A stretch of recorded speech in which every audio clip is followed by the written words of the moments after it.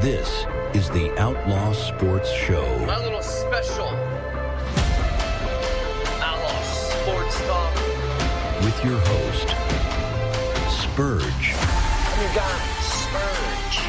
You don't know what the hell I'm going to talk about. As you heard, unleashed, unfiltered, raw.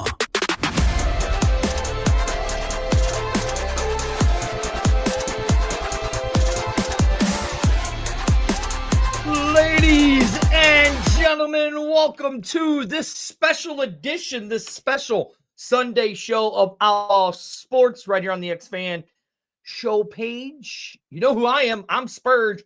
And you're like, well, why are you on the air today? Well, see, you guys know me.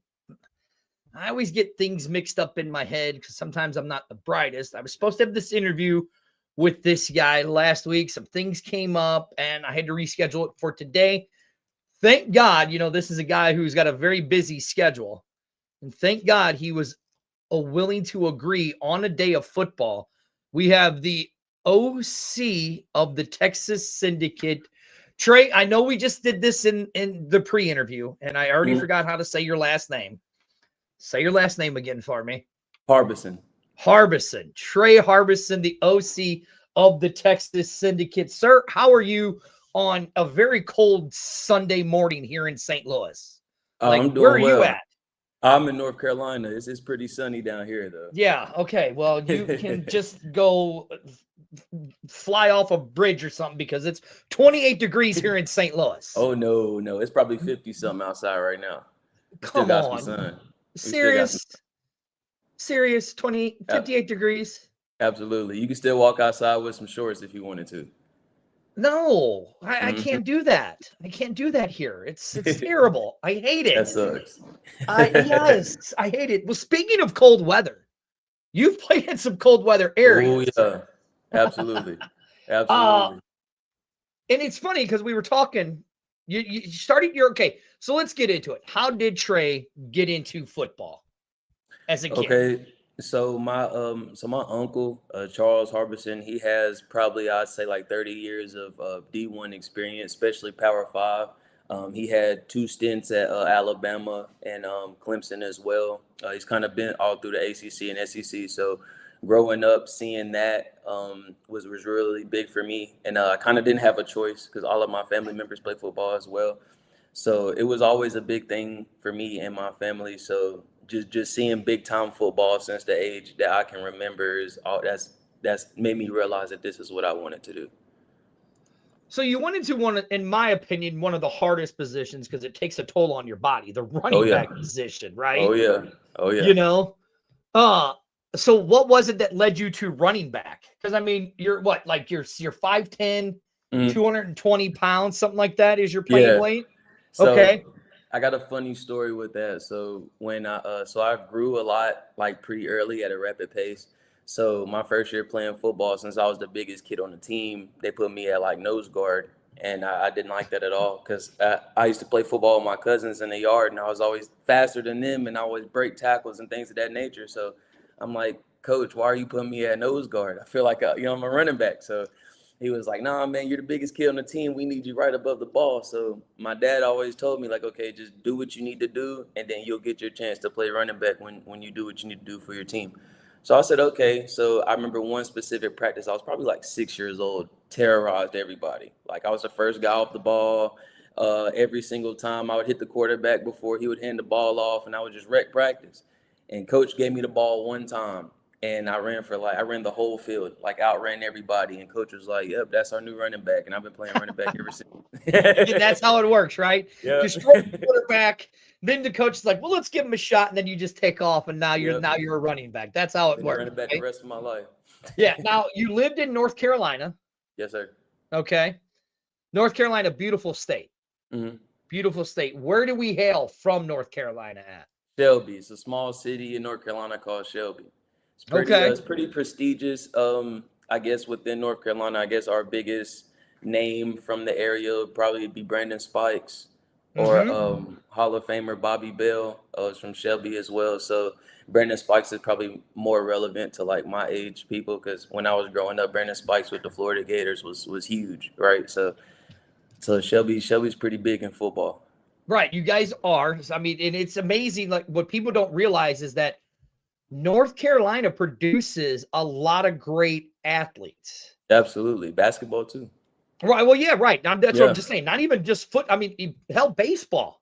absolutely, right. I mean, baseball. They produce great athletes, and Right. you know, the basketball guys, they go more towards Duke and North Carolina, and then you got Maybe your sprinkle some Wake Forest in there. yeah, sprinkle some Wake Forest. But then, so why is it you North Carolina guys Mm. don't want to go to the North Carolina Dukes or the Tar Heels? You I want to don't know. go somewhere else? I guess it's more so we want to look at something different, like get a new scenery. I guess I have no idea. I mean, 'cause there's a lot of colleges in North Carolina to choose from. Because you have Carolina, you got NC State, Wake Forest, but then you also got your mid majors like your Western Carolinas, your Davidsons. I mean, now The you got the HBCs. right HBCUs. Yep, you got A&T, you got Winston-Salem State, things of that nature. So I mean, it's a lot of schools to choose from. I feel like people that don't play sports, they're real big on the North Carolina schools. But Right. that's an interesting question though. I honestly don't know why a lot of North Carolina athletes choose other Look, schools. well, because like I'm looking at it, okay, you did play at Charlotte, and that was in Mhm. 2020, but we won't get to that because we're just talking about how cold it is here in St. Louis. Right. You're talking about how it's 58 degrees there. You could still wear shorts and a hoodie. Hmm. Yet you decide to go to Northern Illinois, which is not a very warm spot in It's Illinois. not. It's not at So all. how did a kid from Shelby, North Carolina Hmm. go to, how did we end up in Northern Illinois? Okay, so coming out of high school, I went to University of Virginia first. Okay, that's right. That's right. That's right. Yeah, signed under Mike London, and right when I graduated, because I graduated in December, I was an early enrollee. So once I got to Congratulations to you. Thank you. So when I got to school in January, he was gone. I guess he had got fired. So I came into a situation where it was a new coach, new culture, new everything. Like it's a new coaching staff that never even recruited me. So it got to a point to where they wanted me to gain a lot of weight. So I got up to like 238, 240. And I was still a freshman. You know, I was really big, and I was like, this is uncomfortable for me because I've been 215, 212 like my whole life. Right.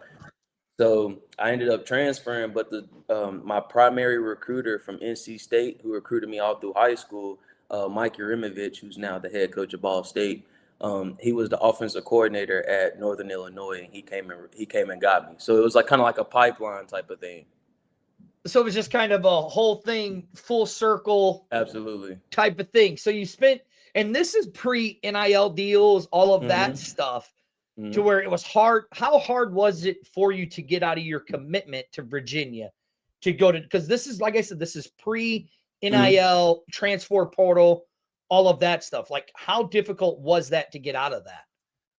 It was pretty difficult, in a sense of like me being at University of Virginia, I was a driving distance away from home.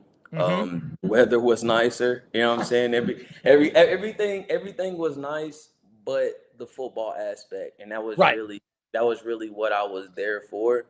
Mm-hmm. And I kind of had to pray about it in a sense to just be like, okay, if just put me in a position that's best for me football wise, because that's the only reason why I'm really here. You know what I'm saying? So it's just one of those things, and it was so late in the spring because right when you end spring football at this time, the colleges are on to the next class in terms of Correct. recruiting and things of that nature. So there wasn't many offers left or scholarships left for my class, the previous class at this Mm-hmm. specific time.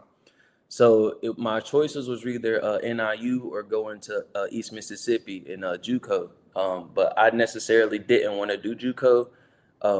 But I mean, it might have would have worked out for me good too, because that was right before the Last Chance U came about. Yes. So I would have been like on the first two seasons, but I didn't know that. So it could have worked out either way. So Right. Either way. I that's mean, how well, I ended up. let's not get it twisted, man. I mean, you had a decent career, your best career in Illinois, Northern Illinois. You played 13 games with over a thousand rushing yards and 5 touchdowns. I mean, it kind of worked out for you a little bit, you know. Yeah, it worked out a little bit. So see, our Amanda's already asking the question, and that's why I'm leading up to it, how you got to it. But here, like, okay, so she says, what is it about the game of playing football from going from a player to coaching? Or let's do it this way. How did you being as a player, how did that help you study tape to learn to be a coach? Okay, so early on in my career at NIU, I wanted to learn how to make a difference because I knew I wasn't necessarily the fastest dude on the team. I was a bigger running back right around this time, so I was 240 leaving Virginia. So when I got to NIU, I dropped a couple pounds and got to around 228, 230. So I was still a pretty big guy. So I wanted to find ways that I could still produce on the field and be productive without using my abilities. So how can I strengthen this? Because if you're smart on the football field, it slows everything down. So really my sophomore year in college, I made the initiative to start going into other position rooms when they had their meetings, so I can learn more aspects of the game that'll help me on the field for my sake as well. You know, because it'll help with like pass protection, understanding why you're running certain routes on certain concepts, trying to understand why special teams is important, understanding different defensive looks, understanding the different defensive line stunts and how you can pass protect towards that. Like all the small things that make good teams great always piqued my interest. So that's really one of the main reasons what made me want to coach. And also, when I got my opportunity in the NFL for the Cleveland Browns, I hurt my neck and I unfortunately couldn't play again. So it was one of those things where football was always big for me. So I was like, how can I still make a difference in the world? And I was like, okay, I can do it through football. You know what I'm saying? Helping people get to the next level, helping people understand that the principles of football can help you in life as well. So that was always a big thing for me. Well, I mean, you say that, and I'm kind of just going through all of my notes and stuff like that, and I'm looking. I mean, you were Cleveland County's all-time rushing Yes, sir. guy. You still hold that record? Yeah, yards and touchdowns. Okay, yards and touchdowns, right? I mean, you had 2 back-to-back seasons of 1,000 yards in college. That's kind of hard to do. With the running back, especially now in this day and age. Absolutely. Because guys are constantly switching schools and stuff. So it sounds like that those little details, which is funny because that is the name of your company, Attention to Details, which we'll get to a little later. It's those details that you did. Okay, so you say you get drafted, or you go into, you get signed by the Browns as what was an undrafted free agent, right? Yes, sir. Okay. You said it wasn't that you were the fastest or anything like that. Then the injury happens to you. You hurt at first they think it's a neck. They think it's a concussion. And then it comes to be the how do you say it? The cervical. Yeah, it's like the C4 and C5 disc. Yeah. Bulging disc. Yes. So like right here. Okay, this is exactly where I was going with this. When you got hurt, how did that affect you mentally? Moving forward with your passion for the game, because I'm all about mental health. We just saw what happened to the Dallas Cowboy young man who just literally took his life from all of stuff like that. So I'm very much about mental health. So go through that. Let's go through that process. Okay. How did Trey handle that process? Okay. First, I want to give respect and condolences to the player you're referring to for the Dallas Cowboys, because I did see that as well. That was pretty tragic. Honestly, that year after I got injured was pretty tough, especially mentally, because playing football, I've always done that since I was 5, 6 years old. So, and I never been injured either. Like I've never sat a season since I was 5. So when that happened, I was around 22. So that was real big for me as an eye opener to see who am I outside of this, right? And I had a coach, a high school coach by the name of Omar Porter, who I still talk to this day, as a mentor and things of that nature in my life. He actually called me one day and he said, "Man, what do you think about coaching?" And I was like, "I don't know." I said, "I mean, I've seen my uncle do it so many years, and I see how many people he helped and how many lives he influenced and things of that nature." And I was like, "You know what? Maybe I should give it a shot." And there was a young guy at my high school, and he wanted me to come look at him, and he wanted me to just see what I could do for him.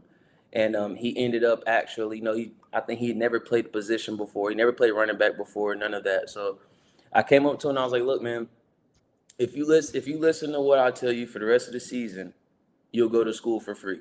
Right? Because he was a bigger kid. He had all the intangibles, but he just didn't have any experience at the actual position. So fast forward, the kid ends up actually breaking my single season rushing record, which I was very proud of him to do. Like I pushed him to do that, and so I was never that guy to be like, "Oh, I don't want you to break my record." Like I was never that guy. But he actually ended up going to Davidson, and he's still there, Mari Adams, and yeah, just seeing that growth from a kid that didn't really think that was like possible for him, and then he actually go to school for free, and it's a pretty good academic school too. Mm-hmm. And then he just had back-to-back 1,000-yard seasons at Davidson too. So it's just great to see that, and to see him accomplish his goals. It gave me another sense of joy that I didn't know was there. So that was really the main reason why I got into coaching. Okay. So we're sitting there. We have the neck injury. The coach Mhm. calls you and says, "Hey, you ever thought about coaching, Trey? I got this kid. I want you to watch him." You're like, "Oh, you know what, coach? Because you had my back, I'll come down, check the kid out. You Absolutely. help this kid get to where he is." Mhm. Sitting there at Davidson now, right? Mhm. Having a great career. Mhm. So through this process, where was it in your mind where you were like, "You know what? I'm helping this kid. Now I need to help others." Like, where did it click during that time as a 22-year-old kid? Where did it Um, click that this is what I need to do? It clicked for me when it was one day we were at a practice at Crest at my high school, and I was helping Mari, I was helping this kid, but then it got to a point to where the quarterback came to me asking questions, the receivers came to me asking questions, the D line came to me asking questions, corners came to me asking questions. So I was like, okay, you know what? Maybe I should be a coach, because it's like it's an energy that gravitates to the next generation, because they know that I can also relate to them, because I'm not really that much older than them. Like I'm still in the 22, same. 23. Yeah, I wasn't that much older than them, so I can understand certain things that the older coaches couldn't really, I guess, mesh with them and relate to them on. So that was really like that's when that moment clicked, when I looked up and I had 10 kids around me asking questions, and I was like, okay, maybe this is the actual thing that I should pursue. So now, see, like Amanda asked here, and I think you kind of answered it. Do you feel high school, college, or NFL career was the spark that drives you the most? I'm going to go out on a limb and say it was after the injury, when you had all those kids around you, is what Right, sparked you the most. That's right. just me going out on a limb. Where do you think it is? I honestly think that's the moment that drove me the most. I mean, 'cause I've had so many experiences that I know that I can pass down along to the next generation and things of that nature. Because I mean, just to be honest, in today's world, a lot of the next generation are fatherless kids. Just Mm-hmm. just just saying how it is, right?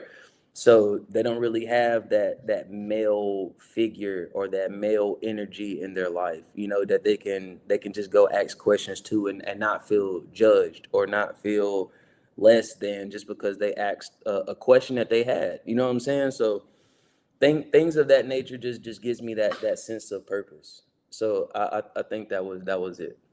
See, I love that answer because I've always raised my kids. No Mm, question is a dumb question. It may right. sound dumb, and it may sound dumb coming out of your mouth, but that's how you learn. That's Asking exactly dumb questions. right. No Am I question is right or am I dumb. wrong? I may laugh a little bit. It doesn't mean it's Right. dumb. It doesn't mean it's dumb. I may laugh a little bit I may look at you and though. go, I looked at my kids a few times and be like, did you really Serious? just ask me that? All right, sure. Here's, so you're back at your high school, Crest, Mm, coaching, and all of that. Where did the idea of ATD come to? Where did that happen? So we're okay. just freshly off the injury, Uh-huh. year off. You're in that mindset where you're depressed and all that stuff, Mm, right? Coach calls you up, says, Trey, look, you're down on your luck, kid. You're having some rough times. Come here, help me. I got a kid. You help him. Now you're getting your drive back. right. Where does ATD come into at this? Okay, so at that moment, so I have a lot of people in my city know who I am. So it got to a point to where it was parents, it was other coaches, and it was other players that I've never came in contact with that was reaching out to me. It was like, hey, do you have time or do you have availability to train my son or my player or in their sense, do you have time to train me? So I was like, yeah, man, I can get back any way that I can. So it got to a point where I was like, okay, I'm going out to a field and I had 6, 7, 8 kids and I wasn't even intending on doing that. So I was like, okay, I think I can actually do this and really make some change. So over the past couple of years, I mean, I've sent a lot of kids to D1 programs or getting the opportunity to get D1 scholarships. And honestly, it's just been growing ever since. And the name ATD is funny because I had a strength coach at the University of Charlotte, Chris Laskowski. He's at Tennessee Tech now, but he made a big impact on my life because every time we used to lift weights or before we would lift weights or have our weight training sessions or whatever you want to call it, he used to always say, attention to detail. Attention to detail will take you farther than anything. He always used to say, attention to detail. Attention to detail. He would yell that all the time. Like, if you were on a rack with your teammates and you're just joking around a little bit, we're 18 to 21. You know what I'm saying? We're college people, right? You're young, So, dumb kids. right, right. So if you kind of wander off a little bit, get off task, he'll just scream ATD, ATD, ATD, and it would snap out of it and get back to work. So once I stopped, I started catching myself telling them ATD, like telling them, hey man, attention to detail, attention to detail, attention to detail. So I was like, you know what? I think that's what I'm gonna call it. Attention to detail. I Hey, was I like, you mean, know it, what? it works. Yeah, you know It what? works. Like, see, like we're here where Amanda says, as a coach, when a player sends you a tape of their success, what does that mean to you to have the shoe on the other foot to motivate them? Um, that's a good question actually. So when I see those films and those Mm-hmm. highlights and things of that nature, it feels like it helps me grow a relationship with them because I know how to get them to that next step that they're looking for, right? Because they'll send me those films or they'll send me those highlights or those clips in intention to get something out of it in the sense of like, how can I improve on this or how can I improve on that? So them having that trust and that wherewithal to reach out to me it humbles me. You know what I'm saying? It makes me feel good because they trusted me to help them. You know what I mean? So Mm-hmm. for me to be able to been in those shoes and it hasn't been that long, I can relate to you. I can understand what you're looking for. I can understand what you truly want because I just went through it. And I'm Mm-hmm. I'm probably the most open person when it comes to asking me questions. You know what I'm saying? Just like I said earlier, like no question's a dumb question. Because I mean when I was in school, I asked my coaches the dumbest questions. You know what I'm saying? But I never did bad in school. I still have those records back in my high school. So I mean, it worked out. Asking dumb Right. questions works out. So Sometimes it does, and I've been doing this for a while now, asking people a lot of dumb questions, and it still seems to work out for me. Okay, right. so we go to we create the ADT, Mm, attention to detail, right? mm, And I'm on your page, and this is where I want to pick your mind as a coach, because as you see, this is all leading to somewhere of where you've become the OC of the Texas Syndicate, right? Yes, So sir. now I'm borrowing this from your page, okay? So you Mm, don't sue me. This is right from your page. One of your right. guys had sent you a video, and this is a Nick Albright, right? Yep. Mm, Okay. Now, here's what I want to know. When you're watching this, okay? mm, You're watching this. What is it that you're seeing? Because that goes with one of Amanda's questions. As you as a coach, what are you seeing in this videotape? Okay, so what I'm seeing is Nick is the center here, right? And he initiates everything, right? He's the head of that whole front line, right? And Nick is super smart. He has over a 4.0 GPA, super smart, right? So he has a lot of responsibility, right?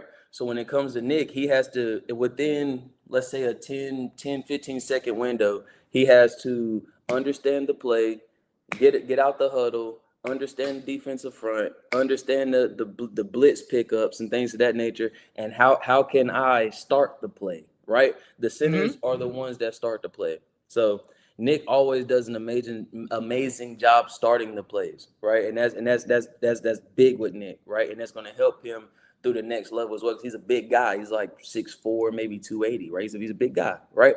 So being able to snap the ball and get that other hand up to get on your defender and actually move him is huge, right? You can't just snap the ball and be stationary. You got to move and recreate the line of scrimmage to have successful plays.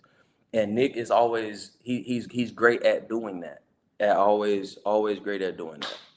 All right. So now again, Amanda, is that another great question? How do players play? How do players gain the trust of their coaches, and how do you gain the trust of the players, especially in this day and age? Because, like you said, a lot of these kids that you're working with now are fatherless children. So you're trying to be that positive role model in their life, right? Right. So how do you do that? How do you get these kids to trust you? Honestly, you have to just come at them in a way that they're not comfortable, in a sense, or what they're not used to, because they have to understand why you're doing what you're doing, right? Because a lot of kids, they're used to people just coming in their life and leaving and not even having any type of remorse towards it or any type of, I guess, feeling towards it. So what I usually do, I approach them as, look, bro, I don't want nothing from you. Like I don't there's nothing, I don't want nothing from you, right? I just want to be here for you. That's the biggest thing, right? I'm here for you. You can come to me about anything and it stays in-house, right? And just that notion and showing rather than just talking, you have to show it, right? Be hard on them every day, but tell them why I'm being hard on you, because a lot of kids just be like, oh, you're just being hard on me for no reason. No, bro, I'm being hard on you because this is going to help you for X, Y, and Z, or I'm only doing this because it's going to help you for X, Y, and Z. Understand a little more, if that makes sense. Like it helps them understand that, okay, coach is just hard on me because he loves me. Okay, coach is just hard on me because he wants me to do great. Oh, coach is just hard on me because he sees the potential in me, right? So once they start to understand that, the faster they understand that, the faster they will respect you. The faster that you can reach them at a level that nobody else can, is they have to understand that, okay, he's actually here to help me. He's not here to just with malice intent. He's not here to just take something from me or use me like everybody else for my talents, right? I'm actually here for you outside of football. Like how did your day go? Like when I was in high school, coach in high school, I asked them every day before we do anything football, how's high school go? How's home going? You doing all right? Like, you doing good? You need anything? Like, you all right? You hungry? Like, you know what I'm saying? You straight? And then every day I was like, yes, coach. Yes, coach. And then when we get all that done, let's do football now. You know what I'm saying? But the motion of me doing that is big for them, because there's probably been days before when anybody asked them, how's your day going? You know what I'm saying? Like, because a lot of people don't care, but I actually care. So it's funny that you say that, because one of the biggest problems in our society, and this goes back to the very first thing that we both said in the beginning, is the Dallas Cowboy player, where he had the took his life, right? The whole mental health thing, where we're as men are not able to express ourselves. Right. And we're starting to see this now as we're getting older, because I think it's my generation has kind of raised your generation to say, hey, look, it's okay to cry sometimes, but if you didn't break a bone, or you didn't, or it's my generation that's starting to realize the way that we raised your generation, like, hey, wait, be a little softer on the kids, but still be hard, Right. but get them to talk, right? And now you're raising a generation to where, like, if you look at them cross-eyed, they start crying like little babies. Right. So Right. from being from the Gen X, which is my generation, to your Mhm. Gen Z, to raising the millennials, right? Mhm. Like, how are you taking that? Like, how are you doing that? Because by trade, I'm a school bus driver for special needs kids, right? Okay. Yeah. And so it's weird for me because I'm like, no, all kids can do it, right? They Right. just need that proper training, coaching, and encouragement, right? Mhm. You're getting the generation where these kids are like, oh, I bumped my elbow, I'm bummed, you know, Right. especially in a hard sport of Oh football. yeah. Oh yeah. How are you able to determine how to talk to these kids? It honestly depends, like, kid by kid. You know, every kid's different. You know what I'm saying? You have to learn every kid day by day, and you can't really treat every kid the same, right? Because then they're not gonna think that you actually care, because you're just treating me like everybody else. Like, it's kind of like you have to make them feel special in a sense. You know what I'm saying? So, and I know and I know football is a tough sport. You know what I'm saying? So you have to give tough love in a sense for them to be tough. So, and it's honestly leading by example too. Like, if you got a lot of things going on in your life, and then coach just keeps showing up. Like, we know coach has a lot of things going on too, but he keeps showing up. He keeps doing his job. He keeps caring for me. He keeps asking how I'm doing and things of that nature. So I'm gonna just lead by example. So, like, I'm gonna just follow coach's lead. So and honestly expressing my experiences as well, because kids only know what they know. Like, they don't know Mhm. nothing unless you tell them. So you kind of got to over communicate too. They're like, man, the reason why y'all ain't won and the reason why we won is because of X, Y, and Z. So, like, because I got 2 state championships in high school. So when I was coaching high school, it was like, okay, y'all are not winning because y'all don't have this. Well, coach, how do we get that? Okay, we did boom, boom, boom, boom, boom, boom, boom, right? And then if Mhm. y'all want to commit to those things, I'm gonna hold you accountable. Because a lot of kids now, they have trouble with accountability, right? If you Mhm. hold them accountable, they just start crying. But crying doesn't solve nothing, right? That doesn't No. solve a thing, right? So you can cry, but I'm gonna still be just as tough on you as if you cried and if you didn't. So like, you might as well not cry, because you're just gonna embarrass yourself, right? Right, yeah. So that's really the motion I kind of take with that. There you go. All right, so now we got ADT. Mm-hmm. You said it's been building up, building up. You've been helping players get to that next level. Mm-hmm. Now the Continental Football League is around, right? You've Yes. seen the UFL, right? You've seen the UFL. You saw in college you were still in. You were still in college for the AAF, the Charlie's Yeah. League. Mm-hmm. And if I'm not mistaken, have I seen your name like on a UFL or an XFL tryout like back in the 2020 time or Oh no? yeah, no, Or I would it have never, been I never later? had. Yeah, I never got to able to do that, because around 2021 is when I had my neck injury with Okay, Cleveland. okay. Yeah, and I couldn't play anymore. Like, and the only way I could play again is if I had a surgery from a frontal incision that was pretty dangerous. So I just kind of moved Invasive. away from Okay. that. Yeah, So yeah, we didn't get there. We got the ADT. yeah. Mm, And now you saw the IFA come and go, or it's mm, still around, apparently. mm, Now the Continental Football League is there. mm, You have Quincy and Ned. They reach out to you. mm. Said, hey, we're starting up this league. What was your first thoughts? Like Shoot. here, my first thoughts was like, Huh? oh, okay, great. Another summer league. It's Let's see how this goes. yeah, they're gone. They never even played a game. Okay, they had one team play, whatever, right? Right. Like that's what I would think. I mean, What was it, your it kind of, thoughts? it kind of, that kind of was it. It crept into my mind a little bit, but once I got a chance to really talk to Ned and Mr. Wortman and things of that nature, it brought things into a different light and a different perspective, and it makes you want to really, like, dive in and commit to this league. Okay. Now, Mm. question is why? As a fan, I could see why as a fan. Yeah. Fan controlled league, fans getting to buy into a team, right? And to Right. get to support that team, kind of like we do with the Packers, a Right. community owned based team, right? Right. But as a coach, here you are going, okay, I'm coming into a new startup. Is it the drive like where Amanda put one in where is that what is that the diversity that you're getting diversity where you're going, oh yeah, right here. What is it about being a fan-driven league that makes it more motivating for you as a coach? Because I mean, shoot, without the fans, you can't have nothing, right? Without the fans, what do you have, right? So to have an actual league that's driven for fans is huge, right? Because what other league necessarily is fan driven? Well, there's some other leagues that say they are for the fans, by the fans, Right, and for right. the love of football, but Right, right. But there's not many that's actually like fan driven. So that made me really that piqued my interest because it's like, okay, this sounds like a real thing, like a big thing. You see what I'm mm-hmm. saying? Because it's actually fans can be involved, and Right. that's really that's huge. That's huge because once the fans get involved, you naturally have that relationship with your fans, and then it becomes a beautiful thing.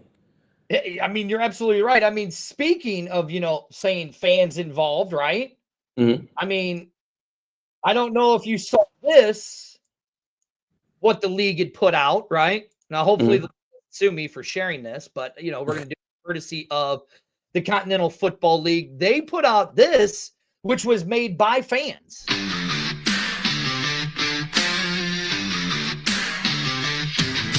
Oh, that's nice.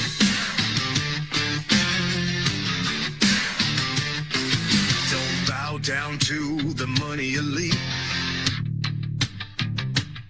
No boardroom suits, no backroom deceit. So have you seen this yet? I have not. It's my first time seeing it. Built It's from amazing. the ground for fans by fans, where truth is found. So you can find that on their The Continental Football League page. That's on amazing. their Continental Football League page. You can find that on there. So I'm gonna have to retweet that.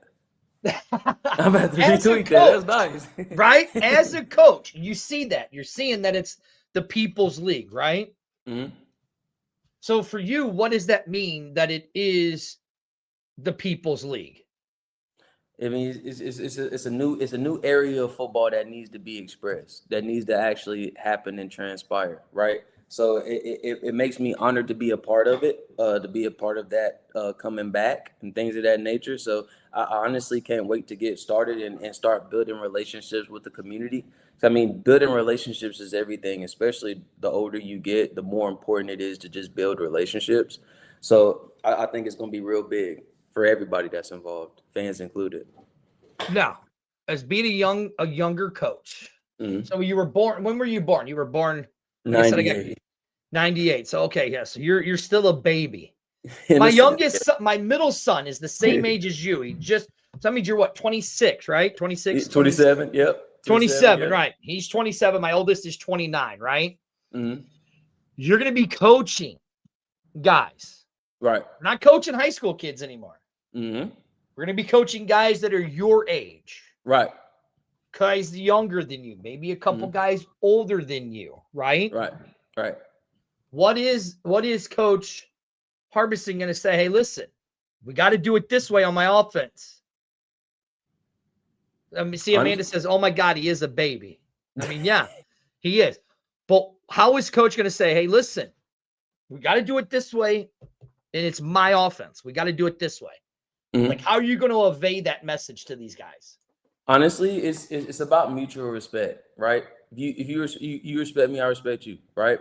So it's really about mutual respect and really and demanding that energy. You got demanding energy, right? You got respectable energy, things of that nature. You know what you're talking about, people are gonna follow, right? I've been to the highest level, right? I mean, I played college ball as well. So every question you have, I pretty much have relevance to it, right? And it's a lot of things now where players are caught in situations where they have coaches that's never done it, right? They have coaches that sometimes never even play football; they just know the game as much, right? So I got the best of both worlds in a sense. So and even I'll give you a quick story. So I was coaching in I think it was 2024. the Dream Bowl that happened in Texas, and it was really for the NAIA up to like D2 schools, some D1 schools, but it's a college all-star game, right? And it was down in Little Elm, Texas. I think that's what it's called, near Fort Worth. I think that's what it's called. But anyways, yes, we had a Dream Bowl down there. We had to be down there for a week and to coach college kids. So at this time, I was 25, maybe turning 26, and I had a quarterback who actually played with me at NIU. Right?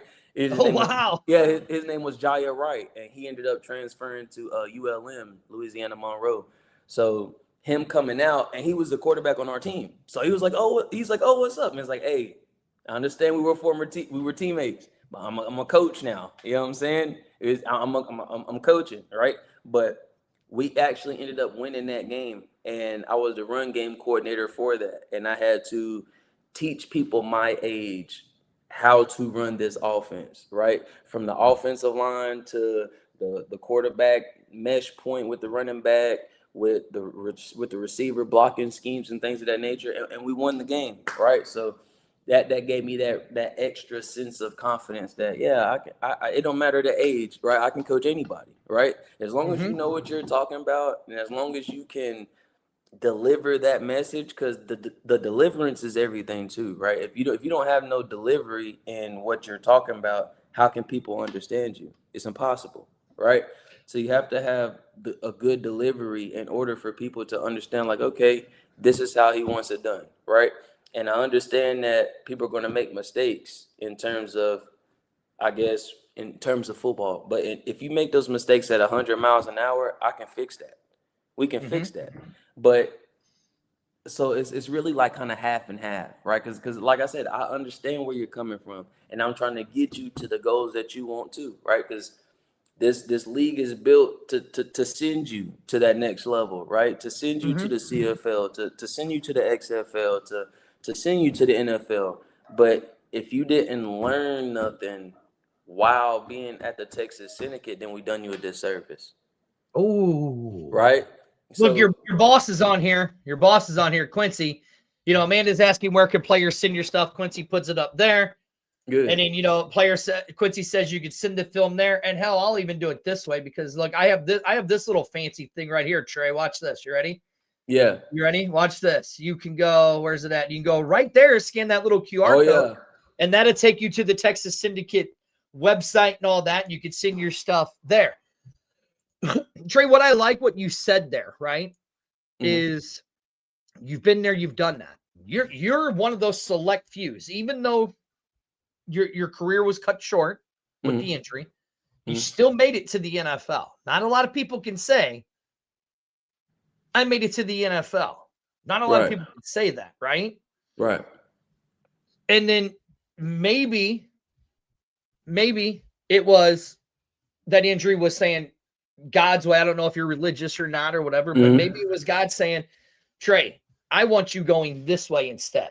I want you training young men and stuff like that. Like, did it ever reflect on you like that? Like the injury happened? Because that's everybody's dream. Every young college athlete's dream when they make it to college, they get to the NFL, and then something like that happens. It was something I wanted to ask you earlier. So that's why I want to bring it back up because you said it about the teammate. Right. So like, go ahead. It's crazy that you honestly asked that, because this is a crazy wild story. So I had a basically a routine, right? So ever since I was little, so it's probably been middle school, going into high school, I always prayed before every game and every practice, right? Prayed that I never got injured, prayed that everybody around me stays safe, and God has his hand over all of us and things of that nature, right?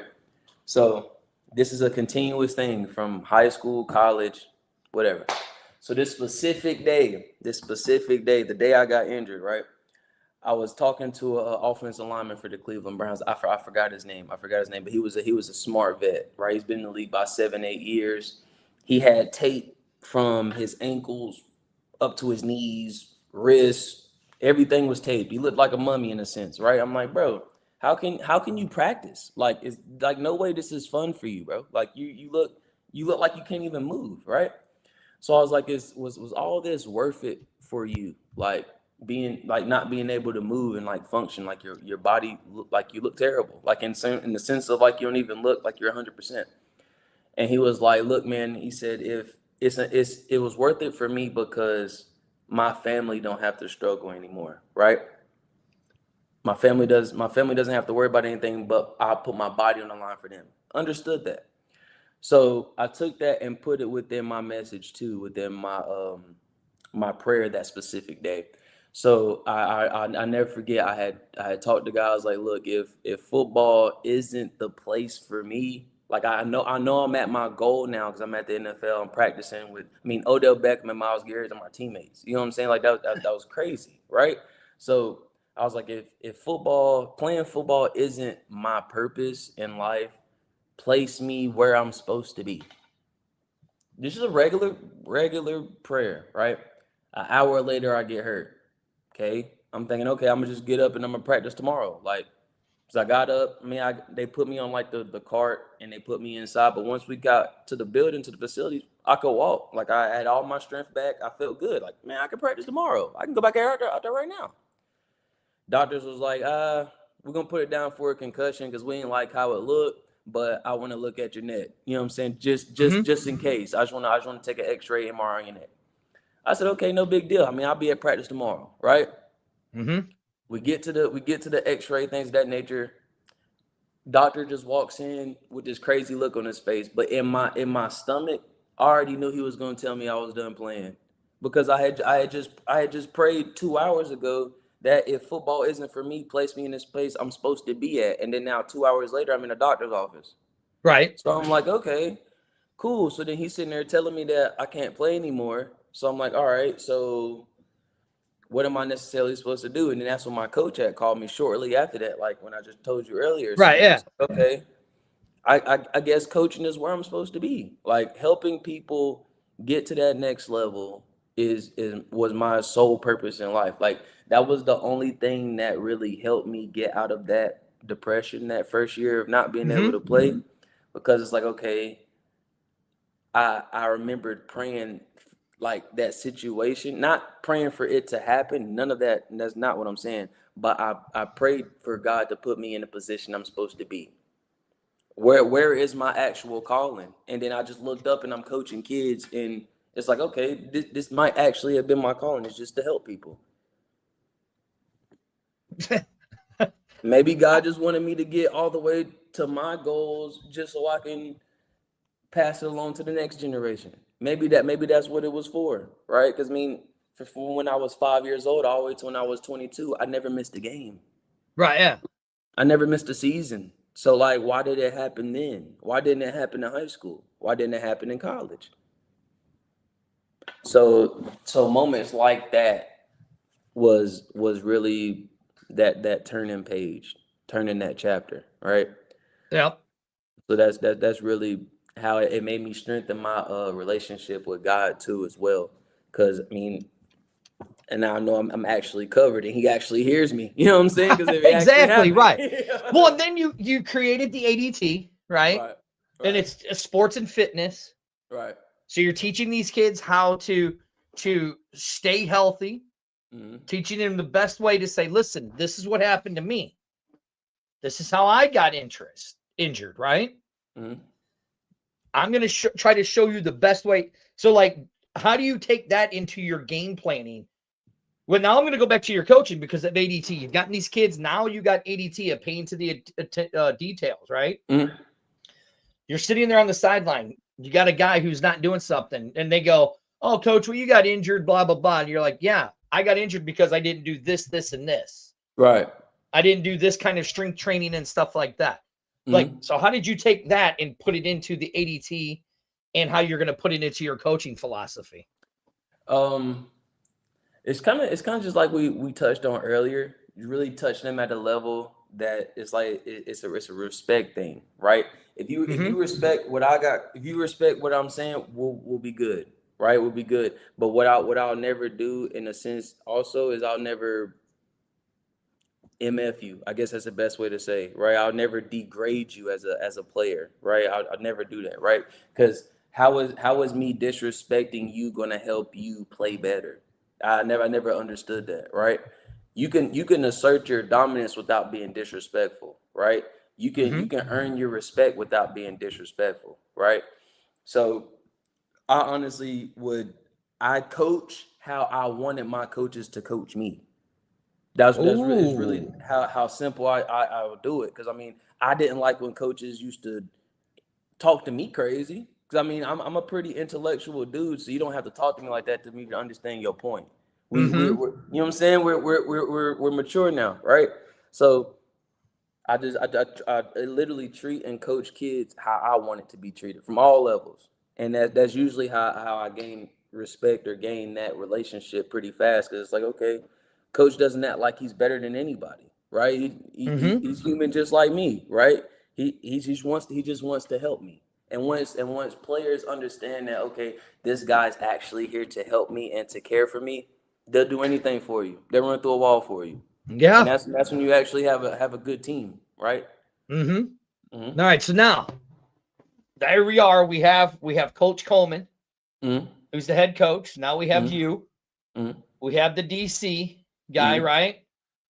Okay. Oh, see, like Amanda says right here, have a shirt that says, "What would God do?" And on the back of it had ADT. I I think will. you That's a might have good found your idea. tagline there. I think you That's might a have good found your idea right there. tagline, I right? like that. Yeah. I like that.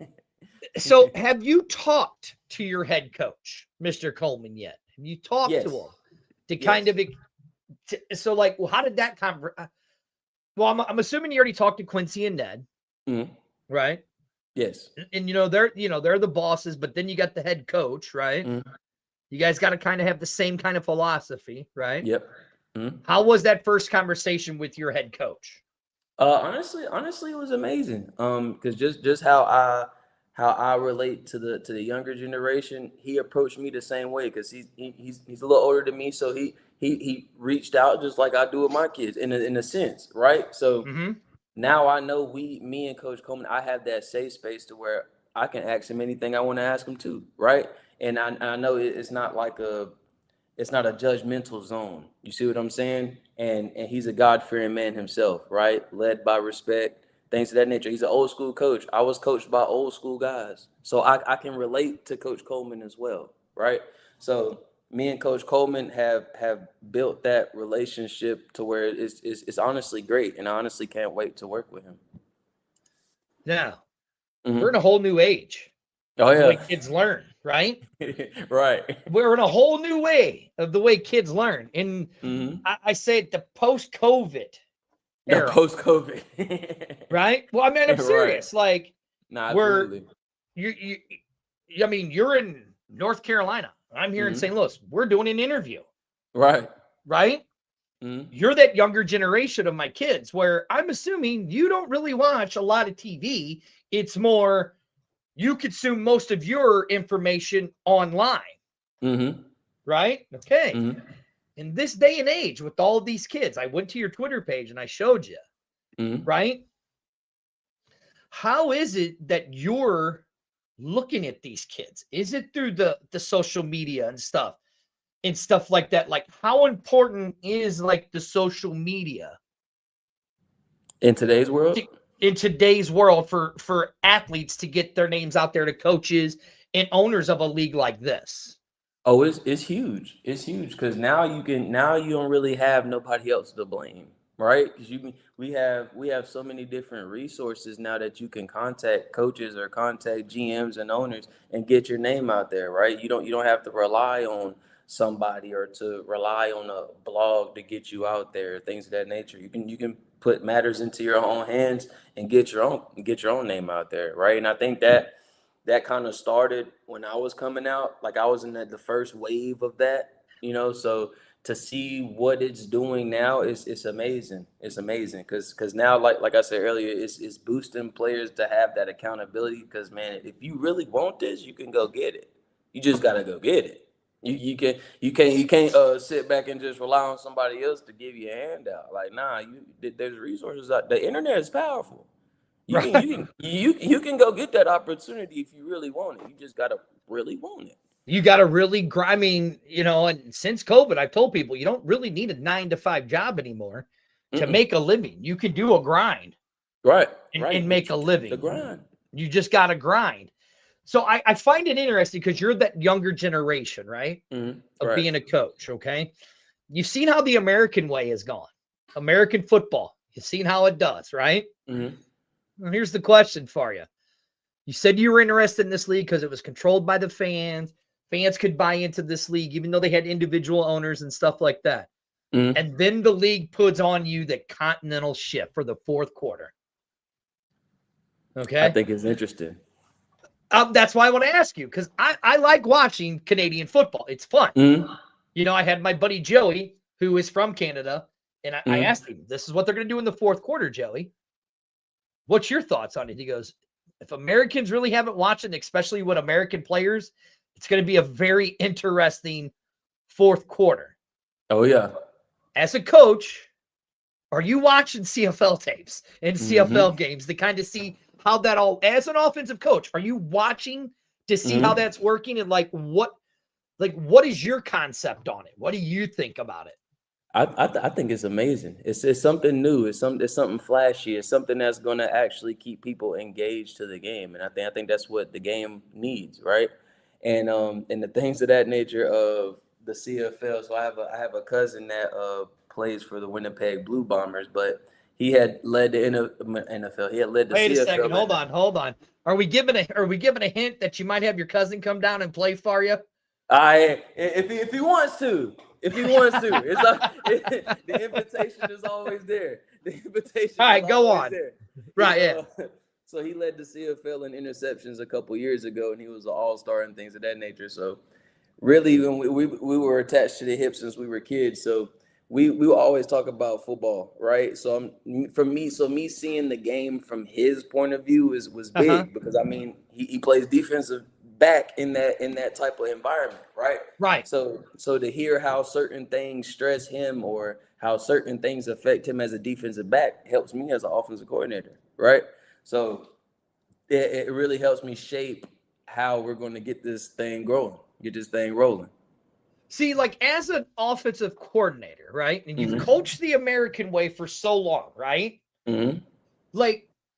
What is in your mind? You're like, damn, I got to think of it this way now. Or how does your mind process that as a coach? How is it processing going, okay, I've learned American football for all this. Now I'm going into this new league. They're throwing this in on me. How does your mind process that? Honestly, you just have to be open-minded, right? You just got to be open-minded to new things and then just and go dive head first into it, right? That's really the mentality that you have to have. It's really so it's kind of like what Amanda says right here. It's attention to details. Yeah. Is what it is. Absolutely. She's absolutely right.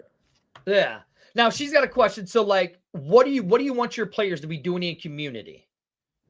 As a coach, as an offensive coordinator, and as the coach, I'll just forget as the coach, and you guys get in town, right?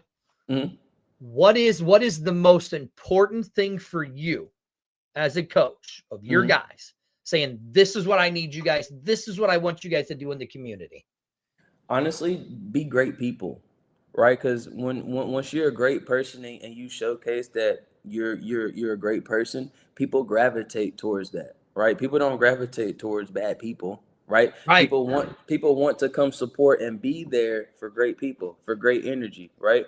If you give out great energy, you're going to attract everything that you want, right? So that's really my biggest thing that I want these players to understand, that don't go around here thinking you're just better than everybody, right? Don't be that type of guy. You don't want to be that guy, right? Be that guy that's humble and still helps the community in any way that you can, right? That's how you gain your blessings, right? You actually block your blessings by being a butthole to everybody or being a jerk, right? That's how you block your blessings. And I never want players to be in a position where they block something that could honestly shape the rest of their life, right? That's because at that point you're just wasting time. See, I'm thinking with you, Trey. from hearing this story that we've been sitting here in an hour with you. Did you Mhm. think that this interview would be going an hour? I told you it was just No, I didn't. told you, dude, it was just a friendly conversation. We wanted to get to know Trey, and we're getting to know Right. you. The new OC coordinator of the Texas Syndicate here on Outlaw Sports Talk on the X fan page.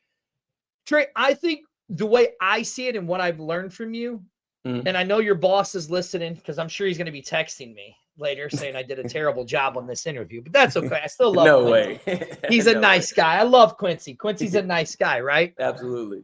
I feel now you tell me if I'm wrong. I'm just saying it Mhm. how I see it. When you guys are in community, I have a feeling you're going to be wanting to work your guys be working more with like the boys and girls clubs. Like fostering clubs, Mhm. the women's shelter clubs where there's kids at there and stuff. Mhm. Now, am I far off, or is it just that's the way I'm seeing it as No, from you're listening not. to what you're saying? No, you're not. Because I mean, we got to save the next generation because they're the future of the world, right? So that's you got to make a real difference out here to really get real results, right? Mm-hmm. To make real difference. So yes, you're definitely on the right track on that. See, I love that. Oh, right here, Amanda says, right here, you should go to rehab facilities and help boost people's drives to keep pushing. And honestly, 'cause I mean, back at home here in Shelby and Gasconia area. Oh, see, there he goes. The boss says, big brothers, big sisters. All right. I love you, Quinn. Good. There you go. So back here in North Carolina, I've been speaking at some schools. I mean, I know I didn't go to Crest Middle School. I went to Crest High School, but I had a friend that I went to high school with. She asked me, could I come down and talk to the kids about leadership and what it actually is and things of that nature, and talk to all three grades from sixth grade, seventh grade, and eighth grade, and that really was a great thing, right? Because it was a Q&A part after every grade, gave them a Q&A part. I mean, they asked the craziest questions, right? Asked the craziest questions, but it was good because it made them feel human. You know what I'm saying? It made them feel seen. It made them feel okay. If this guy is from the same place I'm from, I can do just as great things as he's done. I mean, he's right here in front of my face, right? And Right. and that gives them that extra sense of motivation, that encouraging words that the next generation actually needs, because we don't know what their life is like at home, right? It could be a crappy situation. It could be a dysfunctional, I guess, environment, right? Or not, I guess, a encouraging environment, and that's really what the kids need, or just the next generation in general. Because I mean, it's tough for me to say kids because I ain't but 27, but the Well, really just the okay, next generation. Yeah, technically an 18-year-old is a kid. I mean, to right. me, you're a kid. Yeah, You know what I it's mean? pretty You're subjective. 27. I mean, I have two kids that are your age and one older than you. So to me, you're a kid. What I Right. find most impressive about you, right, Mhm. is that you've done all of this. You got to the highest level. Mhm. You had something terrible happen to you, but then you were like you just said, I prayed to God before I prayed to God my whole time. Is this where I'm supposed to be after you talked to the vet, right? Mhm. And you took a negative and you turned it into a more positive. Mhm. Now you are here getting ready to coach in a football league. Mhm. What does that mean to you as a whole? As a whole, as a person? It's humbling, right? Because it's one of those things to where, like, what you're doing is not being it's not going unseen. It's not going unheard, and it gives me that, not validation, but it gives me that, I guess, that reassurance that I'm doing the right thing. You know what I'm saying? Mm-hmm. Because I'm not blocking my blessings. Like, kind of like I said earlier, right? When you move with a good purpose and with a good intentions, good things happen to you, right? So it's kind of like that reassurance that, like, hey man, you just keep doing what you're doing, because you're changing lives. Just keep doing what you're doing, and God will take care of the rest. I love that. Now look, we can keep going because I mean, I've already asked all my questions, and then I'm basing all my other questions off of the answers you're giving me. Right. You know what I'm saying? I mean, I hope you've had fun for this hour I and 4 did. minutes I did. on a Absolutely Sunday. did. when we should be watching football because you're a busy guy. You got tape to watch and all of that stuff. For guys who want to play for the Texas Syndicate, right? Mm-hmm. Yes, Or sir. guys that want to get their tape seen by you, by Quincy, stuff like that, an offensive guy, where can they send that to? Okay, And they could go send ahead. it. I have a couple I guess emails that they could send it to. The first one could be it's a T Harbison at TexasSyndicateGroup.com. You can Okay. definitely send it there, or you can send it to Trey Harbo, TREHARBO at gmail.com. Or they can find my Instagram, ATD Training. That's also another good one, and Mr. Wortman just put down there as well. So that's a lot of different ways that you can get in contact with me, or the Twitter page, Trey Harbo. I have a lot of different ways that you can contact me, and I'm always available. In terms, I'm always on my phone. I'm doing something. I'm doing Yeah, something because you're one of productive. those kids. You're one of those Yeah, young yeah, little yeah, yeah, millennial yeah. kids. Are you millennial or are you Gen X? Uh, I You'd be want to Gen I want to X, say that's right? Gen X. Yeah, I want to say that's Gen X, Gen Z. Yeah, One see, of it those was my Gen. generation. My generation, we were the tough ones. Like your Yeah, generation was where you guys had to start putting helmets on yeah, to yeah, yeah, ride your yeah. bike. And then I was like, Oh no, we yeah. don't do that. No. I'm giving you trouble. But Trey, I gotta say, I'm very impressed by you for I'm not even gonna call you a young man. I'm just gonna call you a man that you've become, how you've taken the adversities and you've turned it over into all of that stuff to get where you are. Yes, sir. Right now I know you're in North Carolina Mhm. preparing for the upcoming Continental Football League and all that Yes, stuff. sir. Tell people where they can find you on your ADT if they want to get trained by you and all of that stuff. Yeah, you can find me at ATD Training underscore on Instagram, or you can also find me at Trey Harbo on X. It's so hard to say X because I'm used to saying Twitter. Right, yeah. You can also find me at ATD Training on TikTok as well. So it's all over the place. Or my Facebook is just Trey Harbison the third, and I also have the ATD page on Facebook as well. So there's a lot of places that you can reach me for training purposes. And even if you just have a question, I'm always there for you. Now, last question. Mhm. Why should fans get behind the Continental Football League, the Texas Syndicate, even though all of these other leagues have Mhm. kind of folded and all of that stuff, right? Mhm. Why, you as a coach and as fans, why should we get behind this league? I'm behind the Syndicate. Mhm. That's who I'm going to be behind. But Yes, why sir. should we get behind this?